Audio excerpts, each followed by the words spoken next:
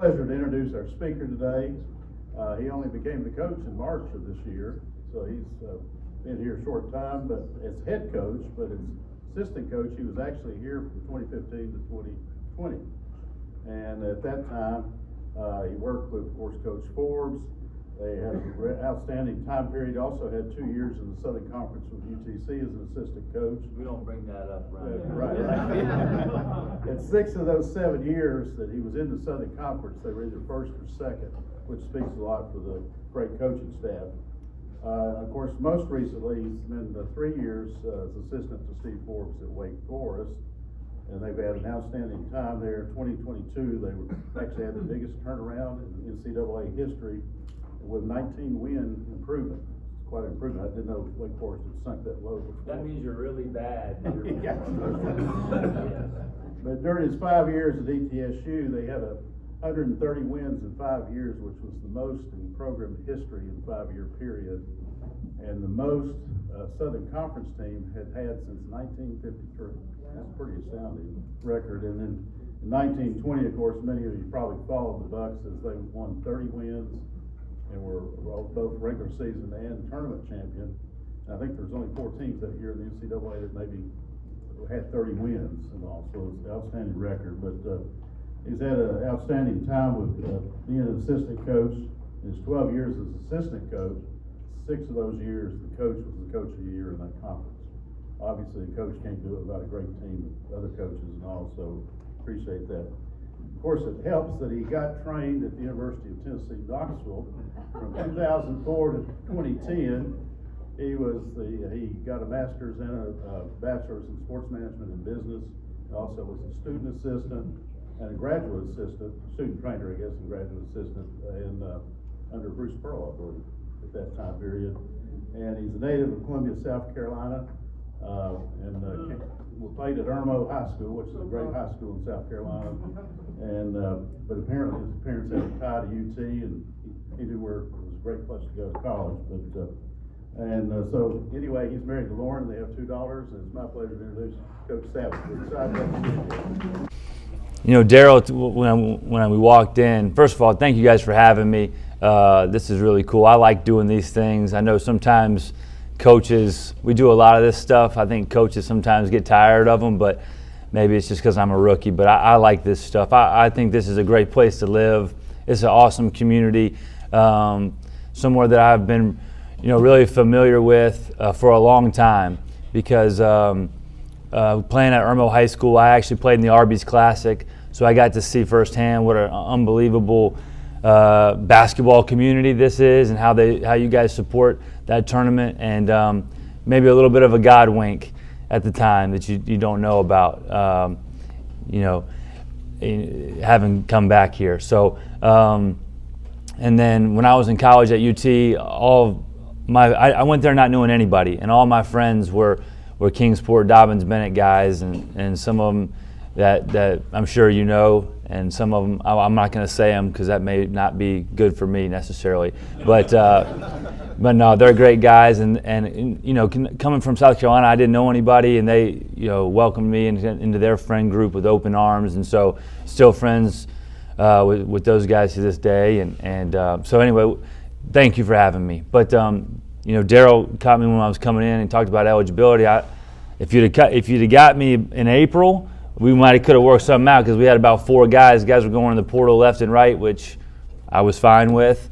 And but yeah, you were a little late to that. We got a good team, and we're able to fill our roster. And I like the guys that we have. But I love the video of the national anthem. That was awesome. I have a 3-year-old little girl. She sings all the time, never shuts up. But she'll sing. I got her to learn the words to Rocky Top, the chorus piece, and my wife hates it. She's a Georgia fan. She's from right outside Chattanooga, and I've had to live with that for 2 years. And we were dating or engaged. We were living together. I'm not sure if we were engaged yet, but when Tennessee threw the Hail Mary, I thought that might have been the end of our relationship that day, but we survived it. And but yeah, so the video was great. these things are, I think these community groups are awesome. I was you talked about the Key Club. I was the treasurer in high school of the Key Club. And service has always been something that's really important to me. It's just how I was raised. The town I grew up in is a lot like this. That's why this feels like home to me. And, service is important. And so it's always been something that I've always done. And so it's something that's really important in our program as well. And I don't know how much we've done 13 community service events since April, and that's totaling 210 hours. And we just did the Boys and Girls Club here in Kingsport last weekend with Coach Poore and his wife Jessica, and it was awesome. We were over there for a few hours, had a great turnout. But some programs like to publicize all that stuff. We don't. I'll tell you guys in this room, but it's no cameras, just do the work. And that's kind of our message. We don't do it for the publicity. We do it because it's the right thing to do.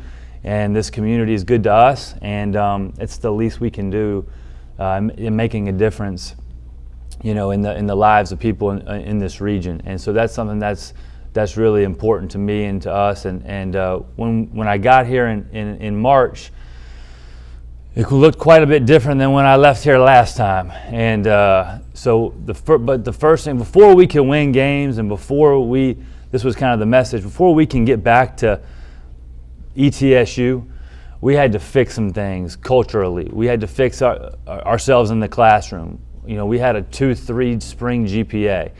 I kind of walked into that on the tail end. Had a few guys ineligible that are not here.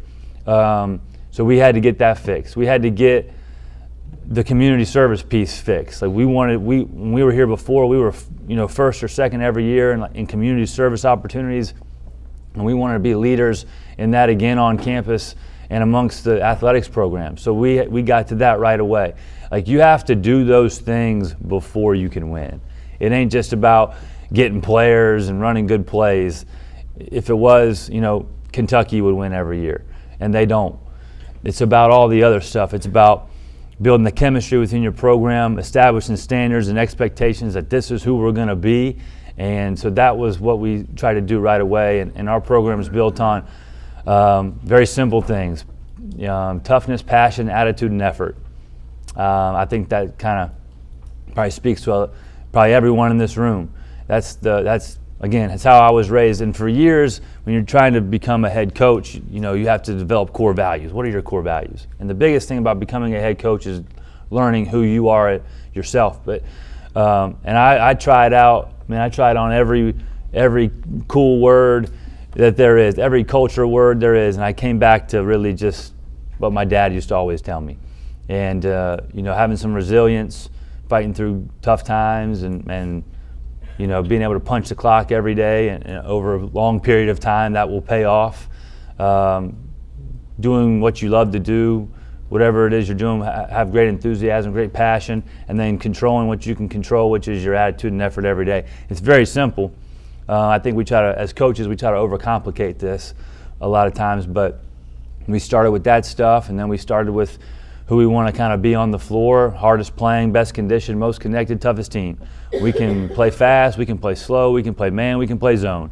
But if we're those four things, if we're together, we're playing with toughness and passion, and we're in great shape, and we stick together, those things, we'll be fine. So that's what we've spent our whole time on since we started in April.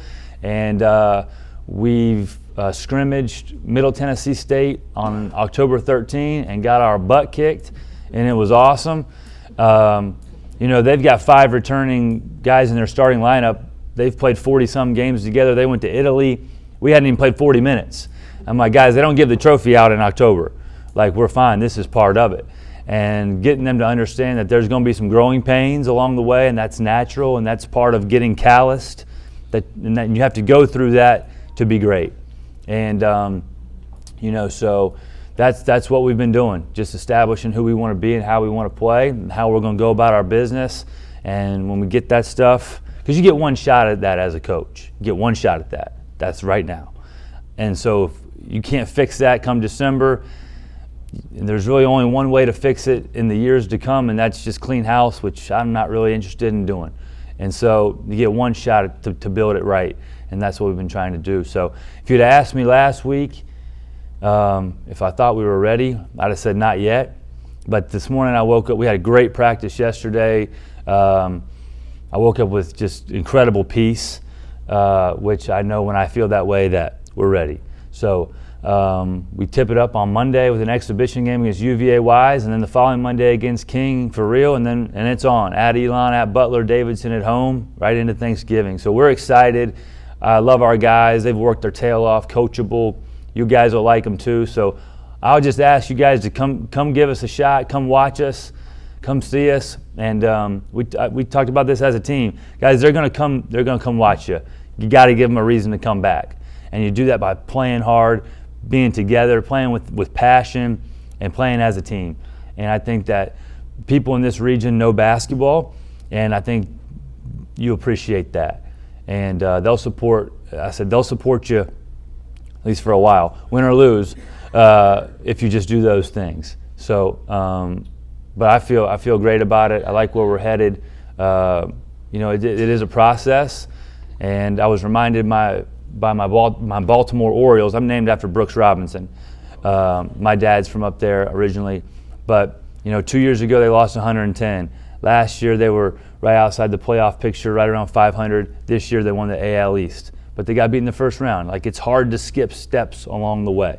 It just is. As much as we'd like to fast track it, and we're trying to be as good as we can, as fast as we can, the reality of it is it's sometimes hard to skip steps. And getting our butt kicked at middle was the first one. And then we got better. We practiced 5 times over the next 3 days, and the focus, the energy, the improvement was just noticeable on every single film, and it has been for the 2 weeks since. And so that just speaks to the type of kids we have and type of staff that we have. So we're ready. We're excited to be here, and we're ready to get this thing back to where it's been so many times before and get Freedom Hall rocking. And but to do it, we need your help and we need your support. So hopefully come check us out, and we'll give you a reason to come back. So I love the portal. I think it cleanses your roster of guys that don't love it or aren't good enough, and it allows you to compete every year. And the thing about that I love it the most, and it gets a bad rap, and is there's some negatives to it, sure. These kids got 4 years. It's a very short time in their life to play college basketball or whatever sport. And it goes fast. And they deserve a chance to find success, whether that's here or somewhere else. And there are so many success stories, I think. I think the success stories from the portal far outweigh the negatives. I mean, just look at the ones we've had here. Jelon Gwynn his career's dead at Cincinnati. He averages 3 points a game. He comes here. He's first team All-League. We go play for the championship. He loves this place because of that. He got to find success because of the transfer portal. And we've had him. Lucas Gasson, same thing. We had him at Wake Forest. I mean, Jake LaRavia and Alondis Williams were nobodies. They come to Wake Forest and they play in the NBA a year later.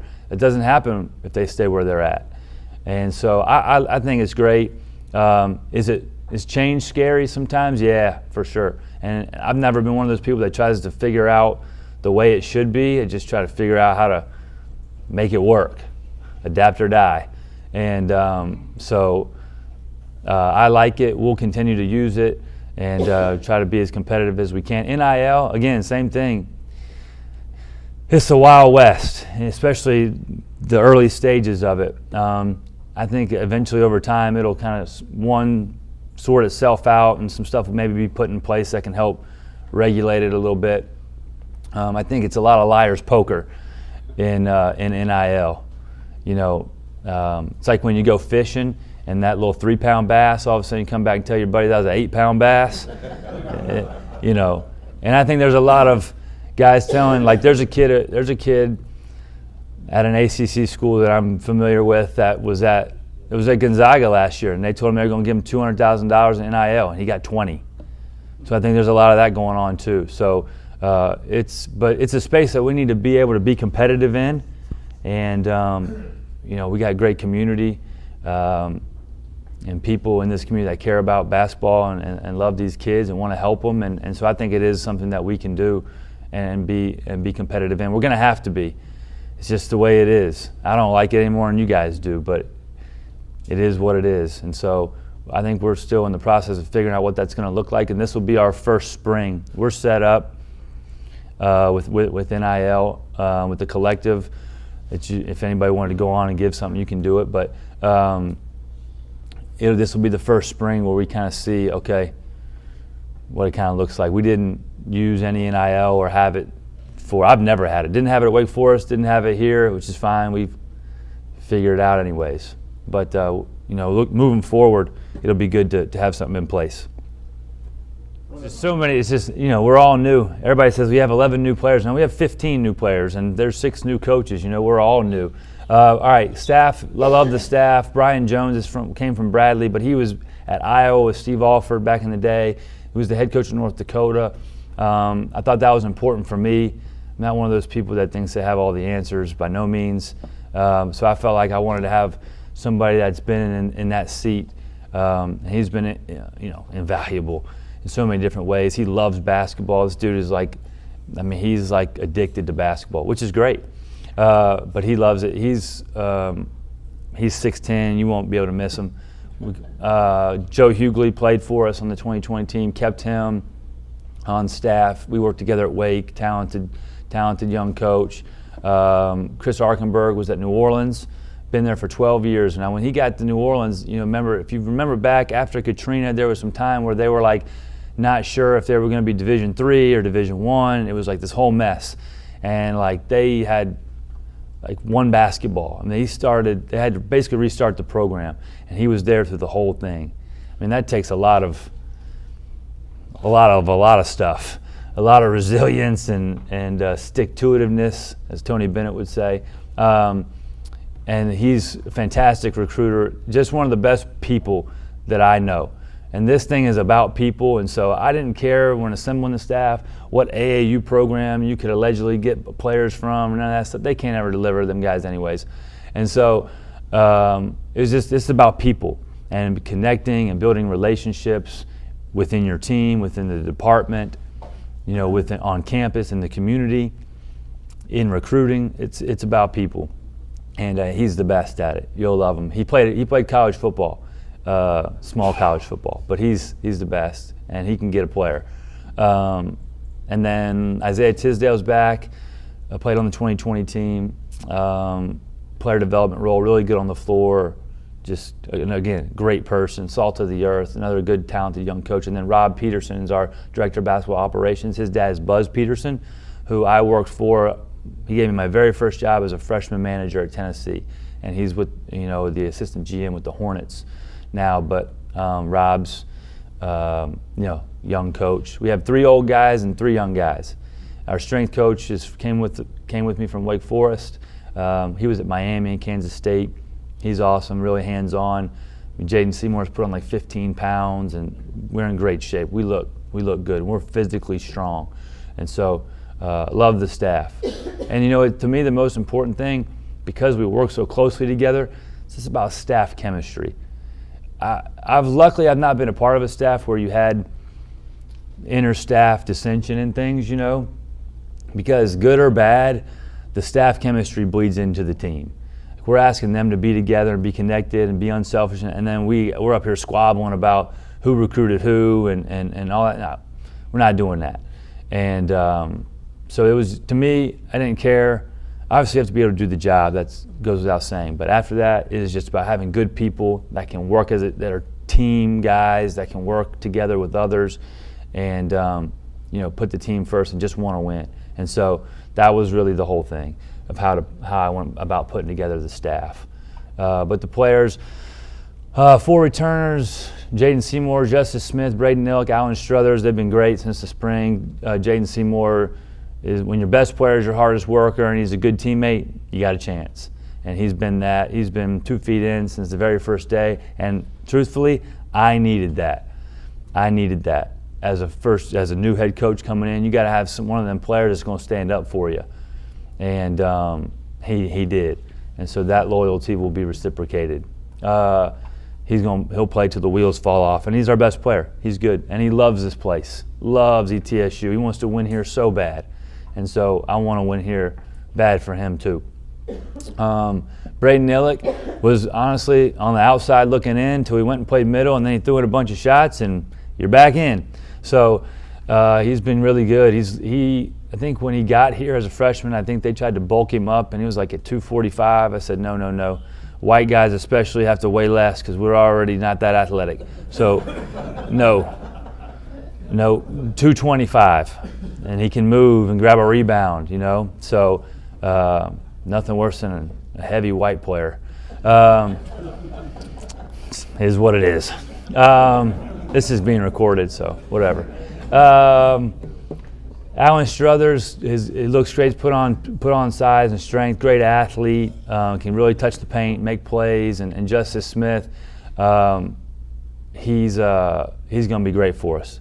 He's one that I see so much potential in him. He just doesn't know quite what it takes to how hard you have to work and how you got to bring it every day. And so I've really taken that upon myself, to be perfectly honest. Like, no, I'm going to get him right because he can play. He can play. And so,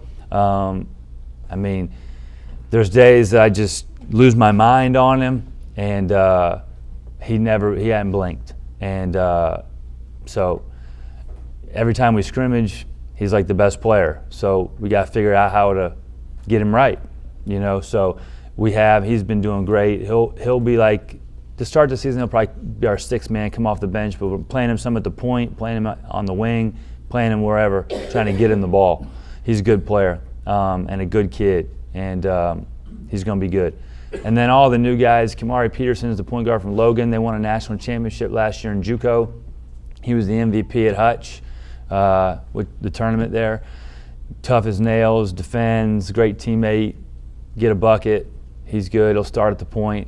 Karan Boyd, Division II transfer from USC Aiken, from Charlotte. Will start at the 3. This guy's going to play in the NFL. He looks like an action figure. He'll play tight end in the NFL probably one day. He's awesome. Reliable, in the right spot all the time, tough. If he hits you with his chest, you are going to feel it. He's awesome. He's strong. Does everything we ask. Doesn't require shots. Can't have everybody out there trying to score 20. He's a great teammate, great kid. The bigs, Jaden Parker, DJ Hughes, they're both transfers from North Florida and Butler, respectively. Good players, will help us. We'll play 3 guys down there at the 5, play all 3 of them. Just keep them fresh by committee. And I don't know. This is why I usually keep the roster with me. Ebby Asamoah from Delaware. He's probably mad at me this week. Just I've been on him. But he can really make shots. And leadership, starter for an NCAA tournament team at Delaware. Awesome kid. You guys would love him. He can make shots. Career 40% three-point shooter. So proven. He'll start at the 2. So it'll be Kamari Peterson, Ebby at the 2, Karan Boyd at the 3, Jaden Seymour at the 4, and Jaden Parker at the 5 probably, unless somebody makes me mad between now and then, and that could change. But it's not about starting. It's about, like Justice will play starter minutes, and it could be, somebody different starting the next game. It doesn't really matter, to me at least. It's about how do you play well when you're in the game, and how does the team play well when you're in the game, and so just starring in your role and doing whatever it takes to try to win. So that's play. Makai can really shoot. He's from West Virginia, and Gabe's from Louisville. He's the 3rd all-time leading scorer at Ballard High School, behind Allen Houston. He was pretty good. So Gabe can really score. 6'5", great size. He's good. So that's kind of. But I would say, just based on what everybody tells me, Furman will be good again, I would imagine. Greensboro, Western Carolina, Samford, that seems to be the consensus of who's who in the zoo. But, we told the team yesterday, because they picked us 7th, which, okay. But nobody's, with the exception of a few guys left at Furman, nobody in this league has won a championship. We're all in the same boat. And only one other coach has. So it's wide open if you ask me. And you know, I told him, I said it on the news. Does it matter what those people say? No, but it is what they think. So I have a lot of people in our community, you know, have the ring, and I had to read Pat Conroy growing up, and I worked for Ed Conroy, so I know all about that, and great respect for the Citadel. And similar, Coach Forbes is probably more of a defensive coach, you know, defensive minded. Coach Pearl, I mean, I don't know if we ever really worked on defense. He loves playing offense. We would, because you just have to play offense. No, but that would probably be the biggest difference. But both, you know, really great, you know, really good recruiters, care about the kids, you know, players coach, guys like playing for them, you know, really great with the fan base and can get people excited, and both, you know, win their butt off. So I was fortunate to learn from two really good ones and a number of other ones along the way, and you know, and we've played different styles, and a lot of my basketball philosophy is, you know, from, you know, my high school coach, but Coach Pearl, Coach Forbes, that's probably who has the most impression on me. But all the guys I work for, we've played different styles. I've played fast, I've played slow, we've done it all. Pressed, played zone one year at Presbyterian, didn't go good. But anyways, it's about the things that I talked about earlier. Hardest playing, best condition, most connected, toughest team. The style doesn't really matter. You see it. You can play a ton of different ways, but you got to be connected. You got to execute what you're doing. You got to be fundamentally sound. You can't turn it over. We've talked a lot with our team about, guys, before we can win, we have to eliminate losing. So getting back in transition, not giving up easy points, not turning the ball over excessively. You know, there's a fine line. Coach Pearl was great. It was a fine line, and he had such good feel for, you got to give them freedom and give them confidence, let them play. So that's going to come with some turnovers without being egregious, right? There's a sweet spot in there. It's about 17%. That'll put you in the top 100. So if you look at the stat sheet and it's got like 15 turnovers, well, that depends on the number of possessions. So anyways, 17% is the number. So you've been a head coach now. I'm spent planning and organizing the program, especially in year one. And I was lucky, I was part of year one like 6 different times at different points in my career. So that experience really helped me. And then knowing everybody already within the athletic department and kind of a lot of people in town, that was huge too. Just the lay of the land, who's who.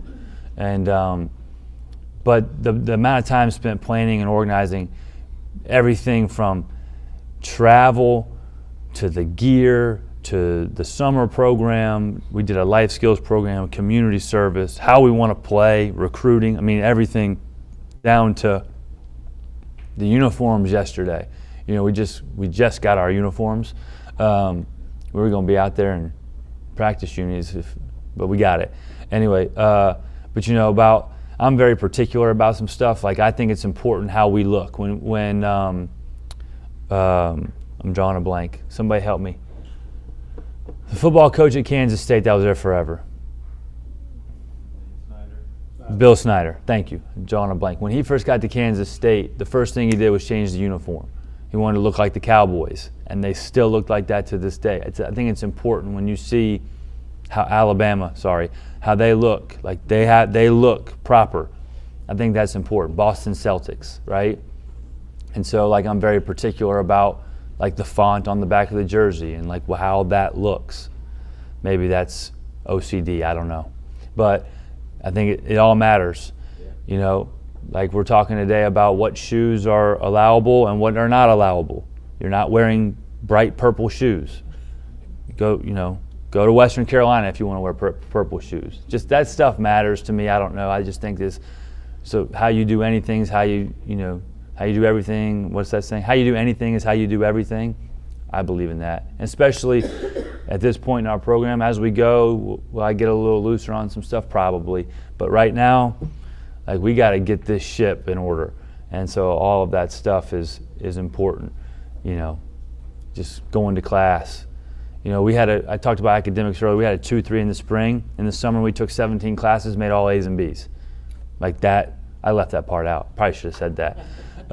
That was important. You know, we had a guy farting around in class, went to the scrimmage, he didn't play. I think it's important that I do what I say I'm going to do, you know, and to get this thing right so that'll show up on the floor, I hope. I believe it will. So you guys are the staff, you'd have a third, you'd have a third, you'd have a third of the scouts. I ended up growing not to like that, because what happens is you guys have a lot of pride in your work. You want to win. You want your scout to be A+. So when it's your scout, you're turned up. When it's your scout, somebody is always turned up on the staff because they want to win. They're competitive. They have pride. And that's good, but it's not good for the players.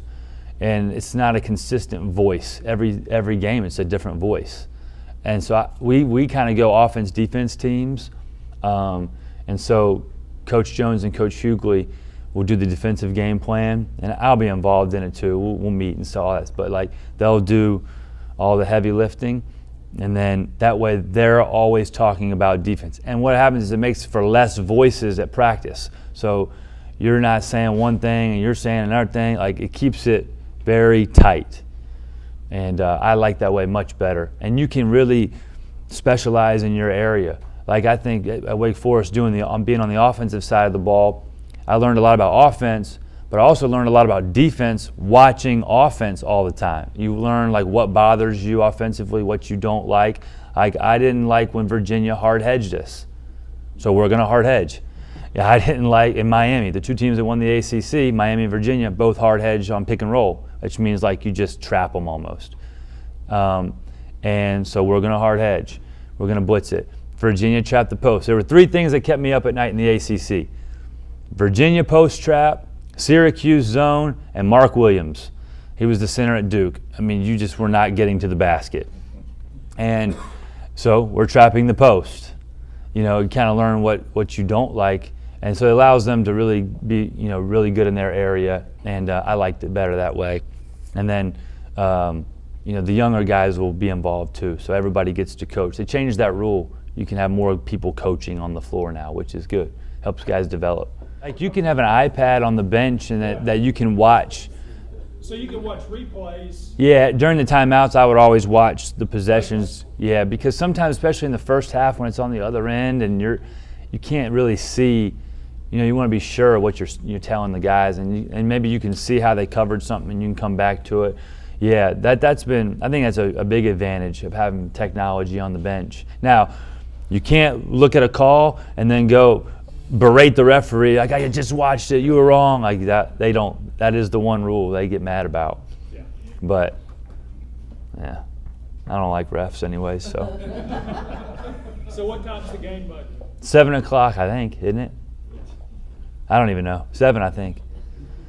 Sir. What kind of impact can your team have on raising the quality of basketball talent in the area? High school wise, I don't know. High school's hard. It's just kind of cyclical. Being a high school coach would be hard. You just got to take what you got, And I couldn't do that. That's why what Coach Poore has done here at Dobbins Bennett's, just amazing.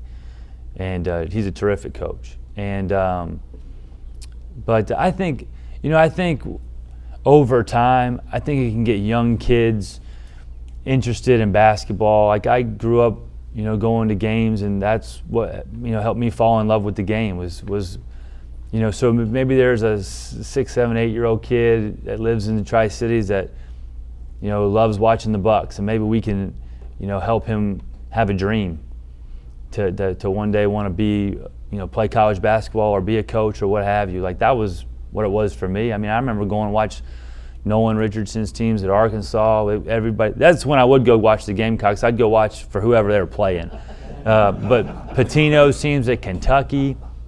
Bob Huggins' team at Cincinnati came in there one year and had a great game. I would go watch Pat Summitt's Lady Vol teams every year in Columbia. Whoever came in. So that was a lot of my love and admiration for wanting to be a coach. So I think so in that way. How do you compare your facility at Freedom Hall to the other conference facilities? I think it's the best.